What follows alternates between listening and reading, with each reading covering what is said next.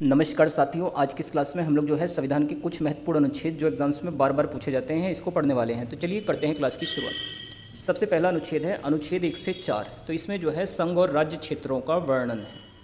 इसी प्रकार अनुच्छेद जो 1 है इसमें जो है भारत राज्यों का संघ है, ये कहा गया है अनुच्छेद नंबर 1 में। नेक्स्ट इसके बाद बात करते हैं अनुच्छेद 2 में क्या है। तो अनुच्छेद 2 में जो है नए राज्यों के प्रवेश को जो है परिभाषित किया गया है अनुच्छेद नंबर जो है 2 में। इसी प्रकार अगर आपसे पूछा जाए कि अनुच्छेद 3 में क्या है, तो अनुच्छेद 3 में जो है राज्यों की क्षेत्र सीमाओं और नामों में परिवर्तन, ये जो है अनुच्छेद नंबर जो है 3 में बताया गया है। इसके बाद अनुच्छेद 5 से 11 में क्या है, तो इसमें जो है नागरिकता का वर्णन है। किसका वर्णन है? नागरिकता का वर्णन। ये आर्टिकल नंबर 5 से 11 में बताया गया है। इसी प्रकार अगर आपसे पूछा जाए अनुच्छेद 12 से 35 में क्या है, तो इसमें जो है मौलिक अधिकारों को बताया गया है। अनुच्छेद 36 से 51 का संबंध नीति निर्देशक तत्वों से है। इसी प्रकार अनुच्छेद जो 51 क्या है, ये मौलिक कर्तव्यों से संबंधित है। मौलिक कर्तव्यों की संख्या वर्तमान में 11 है। अनुच्छेद 17 ये जो है अस्पृश्यता का अंत, छुआछूत को समाप्त करने के लिए आर्टिकल नंबर 17 बनाया गया। इसके बाद जो अनुच्छेद 29 है इसमें अल्पसंख्यक हितों का संरक्षण प्रदान किया गया है आर्टिकल नंबर 29 में। अनुच्छेद 40 किसको परिभाषित करता है, तो ये पंचायती राज प्रणाली को जो है आर्टिकल नंबर 40 जो है बताता है। अनुच्छेद 32 की बात करते हैं तो ये संवैधानिक उपचारों का अधिकार है और इसे ही भीमराव अंबेडकर ने जो है संविधान की आत्मा जो है कहा है। इसके बाद भाग 5 के अंदर आते हैं आर्टिकल नंबर 52 से लेकर आर्टिकल नंबर 151 तक के अनुच्छेद। इसमें सबसे पहले बात करते हैं अनुच्छेद 52 में क्या है, तो इसमें राष्ट्रपति का पद आ जाता है। अनुच्छेद 53 में क्या है, तो इसमें राष्ट्रपति की शक्ति और कार्य का वर्णन किया गया है। अनुच्छेद 54 जो है राष्ट्रपति के निर्वाचन से संबंधित है कि राष्ट्रपति का निर्वाचन जो है अप्रत्यक्ष विधि द्वारा किया जाता है। अनुच्छेद 61 महाभियोग को परिभाषित करता है। महाभियोग हमने अमेरिका के संविधान से लिया है और महाभियोग की सूचना राष्ट्रपति को 14 दिन पहले देनी होती है। अनुच्छेद 72 के अंदर राष्ट्रपति द्वारा जो क्षमादान है उसकी शक्ति जो है बताई गई है। इसके बाद अनुच्छेद 123 पूछा जाए तो इसमें राष्ट्रपति का अध्यादेश आ जाता है, राष्ट्रपति द्वारा अध्यादेश जारी करने की शक्ति। इसके बाद बात करते हैं आर्टिकल नंबर 143, अनुच्छेद 143। तो अनुच्छेद 143 में जो है राष्ट्रपति सुप्रीम कोर्ट से सलाह ले सकता है, ये पावर आर्टिकल नंबर 143 में बताई गई है।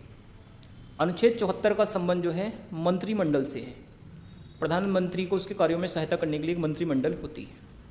आर्टिकल नंबर 75 ये जो है प्रधानमंत्री से संबंधित है। प्रधानमंत्री की नियुक्ति राष्ट्रपति द्वारा होती है। नेक्स्ट आर्टिकल नंबर 76 भारत के महान्यायवादी मतलब अटॉर्नी जनरल को परिभाषित करता है और ये भारत का प्रथम विधि अधिकारी भी होता है।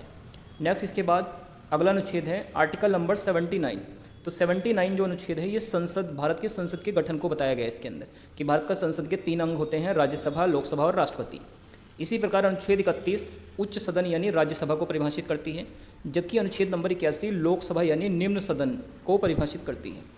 इसके बाद बात करते हैं भाग नंबर 6 या इसमें जो है अनुच्छेद 152 से लेकर अनुच्छेद 237 तक के अनुच्छेद आते हैं, जिसमें से अनुच्छेद 153 जो है राज्यपाल के पद को बताया गया है। इसके अंदर राज्य का प्रमुख जो है राज्यपाल होता है। अनुच्छेद 154 में राज्यपाल के कार्य और शक्तियों को बताया गया है और जो अनुच्छेद 155 है यह राज्यपाल के निर्वाचन को परिभाषित करता है। नेक्स्ट इसके बाद उपराष्ट्रपति। तो उपराष्ट्रपति के बारे में जो है आर्टिकल नंबर 63 में बताया गया है कि उपराष्ट्रपति का पद अनुच्छेद 63 में है। इसी प्रकार अनुच्छेद जो 64 है ये राज्यसभा के सभापति को परिभाषित करता है, राज्यसभा के सभापति को। नेक्स्ट इसके बाद मुख्यमंत्री से जुड़े हुए कुछ अनुच्छेद हैं, जैसे अनुच्छेद 163 मंत्रिमंडल को बताया गया है कि मुख्यमंत्री के लिए एक मंत्रिमंडल की नियुक्ति होती है। अनुच्छेद 164 में मुख्यमंत्री के पद को बताया गया है कि मुख्यमंत्री की नियुक्ति जो है राज्यपाल के द्वारा होती है। अनुच्छेद 165 राज्य का जो महाधिवक्ता होता है उसको बताया गया है इसमें। अनुच्छेद 168 विधानमंडल, राज्य का जो विधानमंडल उसके संगठन को बताया गया है। और अनुच्छेद 100 जो है इसके बाद 70 ये विधानसभा जो राज्य विधानमंडल का निम्न सदन है इसको बताया गया है। और अनुच्छेद 175 विधान परिषद राज्य विधानमंडल के उच्च सदन को परिभाषित करता है। अनुच्छेद 100 में क्या है, तो इसमें निर्णायक मत के बारे में बताया गया है। अनुच्छेद 108 संसद के दोनों सदनों की संयुक्त अधिवेशन को बताया गया है और संयुक्त अधिवेशन की अध्यक्षता हमेशा लोकसभा का जो स्पीकर होता है उसके द्वारा की जाती है और संयुक्त अधिवेशन को राष्ट्रपति द्वारा बुलाया जाता है। अनुच्छेद 110 मनी बिल यानी धन विधेयक से संबंधित है और आर्टिकल नंबर 112 वित्त विधेयक फाइनेंस बिल बजट से संबंधित होती है। तो दोस्तों ये हमारे कुछ इंपॉर्टेंट संविधान के अनुच्छेद थे जो एग्जाम्स में काफ़ी बार पूछे गए हैं। आप लोगों को ये क्लास कैसी लगी है कमेंट करके ज़रूर बताइएगा।